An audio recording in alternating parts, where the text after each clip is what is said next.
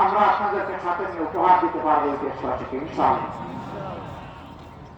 কঠিন রোদের মধ্যে আপনারা বসে আছেন, আমরা ছায়া তো এটা একটা বৈষম্য হয়ে গেল, অথচ এখন বৈষম্যের বিরুদ্ধে আমাদের আন্দোলন। আমি ক্ষমা চেয়ে যদি আপনাদের মাথার উপরে এরকম ছায়ার ব্যবস্থা করা যেত উত্তম হতো। এই মাঠ খুবই অপর্যাপ্ত। আসার সময় দেখলাম, এখানে এসে বুঝলাম মাঠে যে পরিমাণ মানুষ, তার থেকে 3 গুণ মানুষ বাইরে, কারণ মাঠে ঢোকার কোনো জায়গা নাই। কেন? নারায়ণগঞ্জ গর্বিত একটা জায়গা, এখানে কেন একটা মাঠ থাকবে না যেখানে প্রশস্ত ভাবে সকল দলমতের মানুষ এসে কথা বলার সুযোগ পাবে? অতীতে কেন হলো না? আমরা আপনাদেরকে কথা দিচ্ছি, আল্লাহ তাআলা যদি এই দেশের খেদমত করার সুযোগ দেন, যে দাবিগুলো এখানে আছে উত্থাপন হয়েছে, আমরা আপনাদের সঙ্গত সকল দাবির সাথে একমত।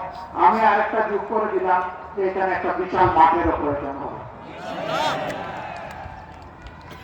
আমরা দায়িত্বে গেলে এই দাবি আপনাদের আর এগুলা তুলতে হবে না।